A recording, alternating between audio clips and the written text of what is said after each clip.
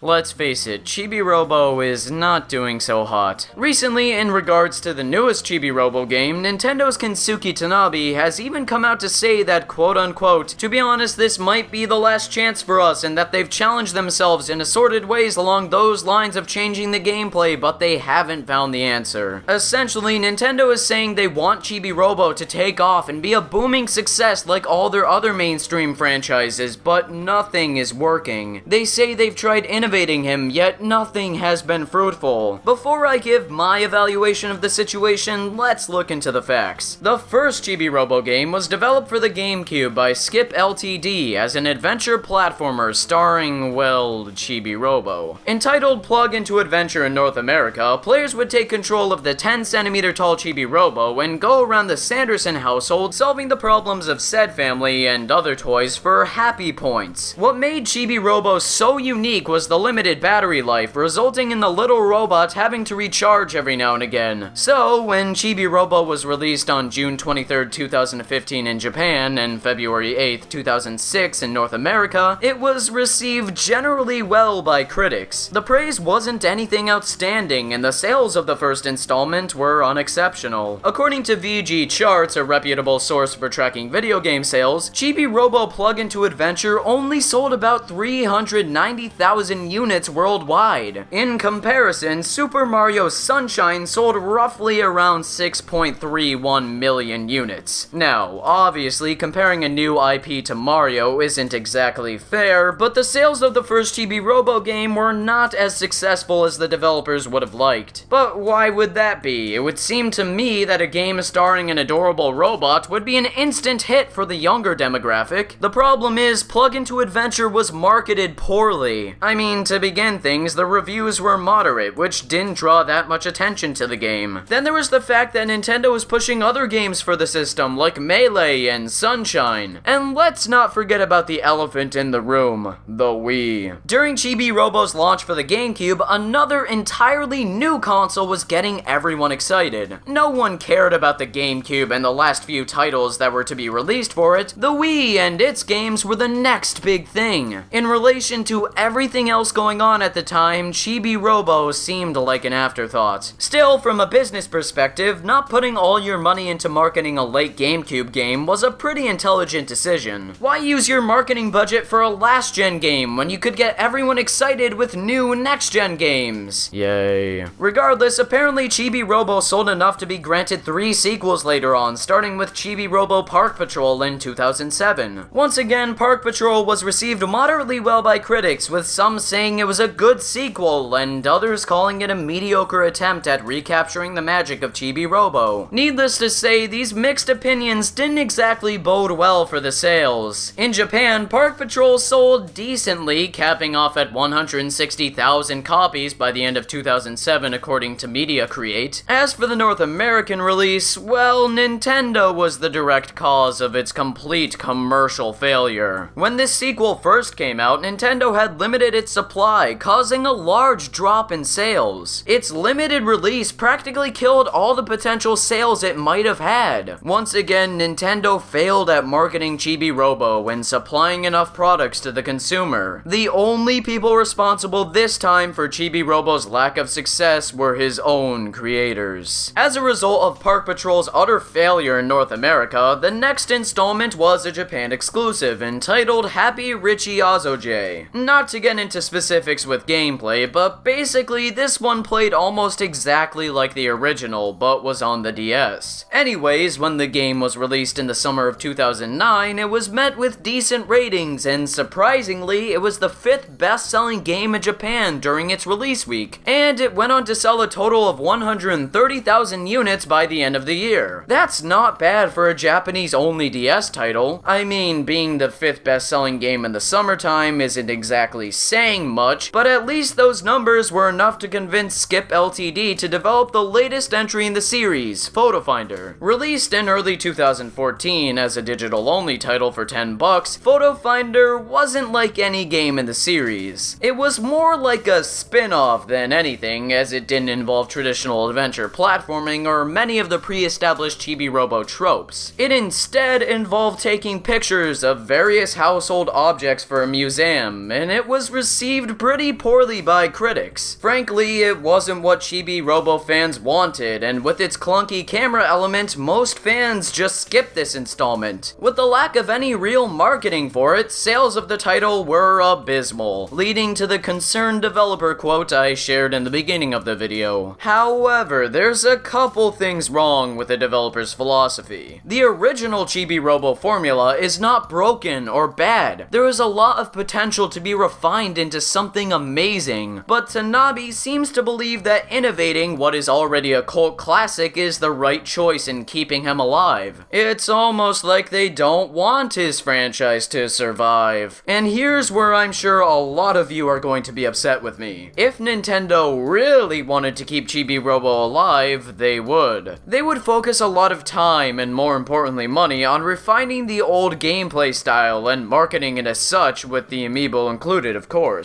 The newest installment's platforming style is interesting, but there isn't that much that really makes it stand out from the abundance of other platformers on the eShop. In the wake of the release of Photo Finder, fans were begging Nintendo for a traditional Chibi-Robo game, but Nintendo simply disregarded their demands and created something different. The other thing is, if Nintendo really wanted to push Chibi-Robo's newest game, Ziplash, they would put him in Smash. Smash is one of the surefire ways to get people interested in a foreign, little-known franchise. Look at how successful that turned out to be for Xenoblade and Fire Emblem. Fire Emblem is now a huge cash cow for Nintendo thanks to Smash, and Xenoblade is slowly but surely following suit. Chibi-Robo, on the other hand, isn't even an assist trophy in Smash. This only harkens back to what I said just a little bit before. It's like Nintendo just wants the burden of Chibi-Robo off their back. After all, they've been responsible with their decision-making on supplies, release dates, marketing, exclusivity, and game ideas for its failure. If the new game succeeds, it won't be because of reviews or critical acclaim. It will be because fans don't want Chibi-Robo to die. I don't want to see Chibi-Robo die, contrary to what this whole video may make it seem like. It just doesn't seem to me like Nintendo, as a company, cares about the fate of this little robot. But as always, if you disagree or agree with my thoughts on this issue, let me know in the comment section below. Thank you so much for watching, and take care. Have a wonderful day, and goodbye.